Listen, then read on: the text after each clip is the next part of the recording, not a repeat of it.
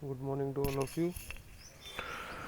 We will discuss today in detail about the modes of land transportation. Very welcome to all of you. What are the typical modes of land transportation? We have discussed it earlier in this particular diagram of modes of transportation. So, in the continuation of this, we will discuss it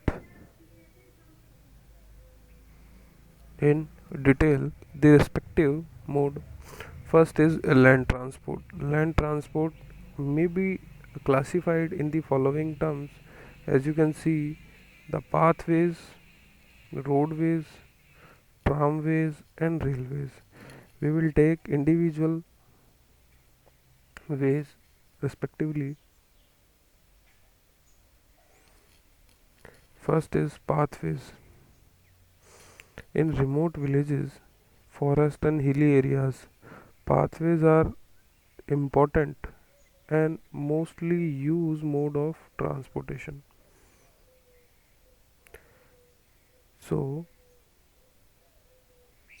it is also divided pathways are also divided into two subcategories, which is head loads. Head loads are the loads which is also known as human transport. Head load is nothing but the load of human transport and pack animals. It is also known as animal transport. And pack animals are used in the backward areas, and human transport or head loads are used in hilly areas where even animals cannot reach. If you take an example of Badrinath, Kedarnath, so there you can see this particular head load. People will carry uh, people which are going to various kinds of temples are around there. And similarly, if you can take an example of Jammu Kashmir of Sri Mata Vaishno Devi, there on the pathway of Vaishno Devi, pack animals are used to lift people. So example of these pack animals may be horse, pony, donkeys as buffaloes, camel, elephant, yak, sheep. Here is a good example of, you can say, in the desert area of Rajasthan where camels are used for this purpose.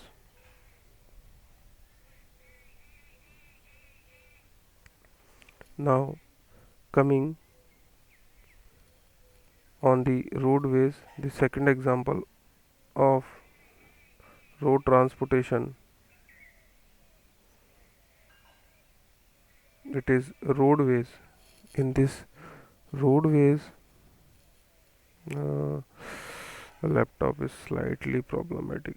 Roadways.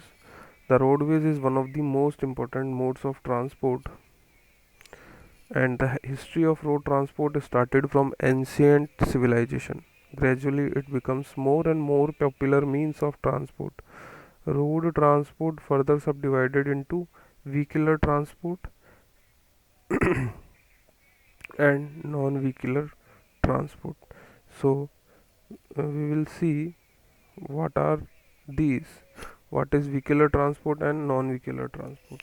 So in the vehicular transport, you can see bus, rickshaw, autos, jeeps, cars are there. Cars, trucks, buses, lorries, auto rickshaws, bullock carts, tongas, tum-tums and hand carts are there. And similarly, in the non-vehicular transport, animals like camels, dog, elephant, horse, mules, etc. So now third mode of land transportation is the tramways. So we will see what is the exactly The tramways tramways is one of the cheaper, longer and safer mode of land transportation.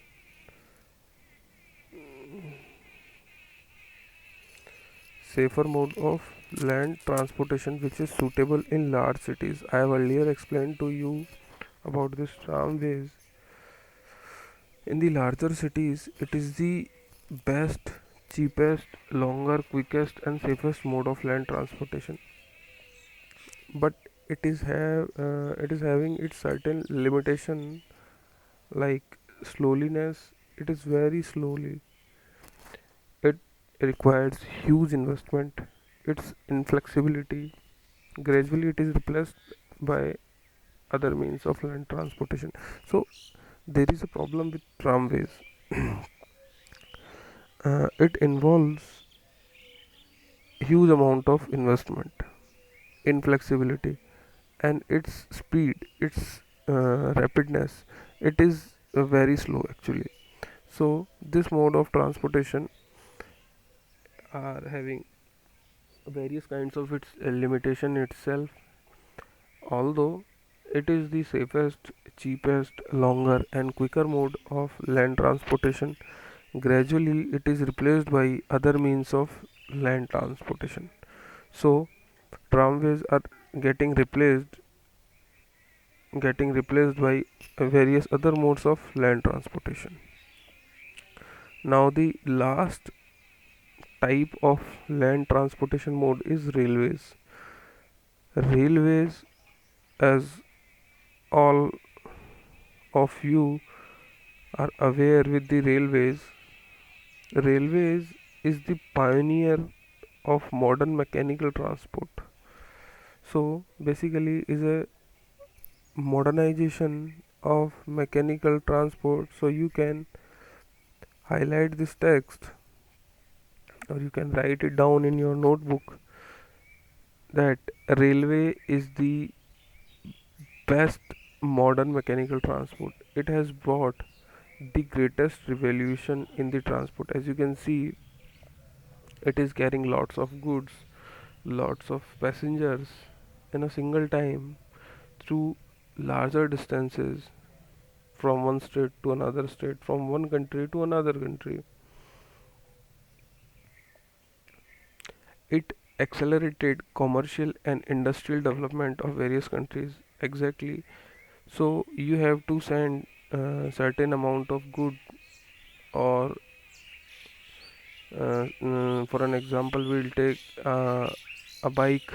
you have to you have to send your bike from Pashchim Bengal to Jammu Kashmir if you are getting your college or your job in Jammu Kashmir, and if you are residential people of West Bengal, then you have to you are not supposed to drive your bike and rush to Jammu Kashmir from Pashchim Bengal all the way. You can go for an alternative to send your bike from Indian Railways or Railways. Until the introduction of motor transport, railway had the monopoly as the land transport.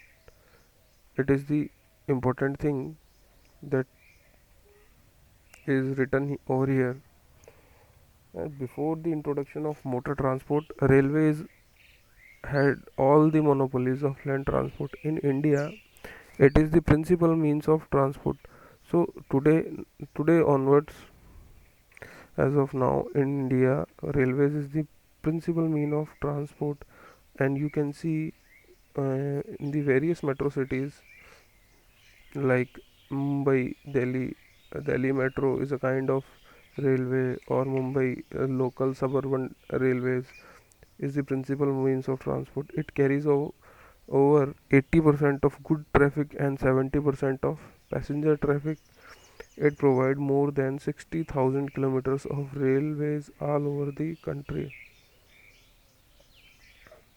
So, for today, it is sufficient Please stay safe, stay healthy, take care of yourself.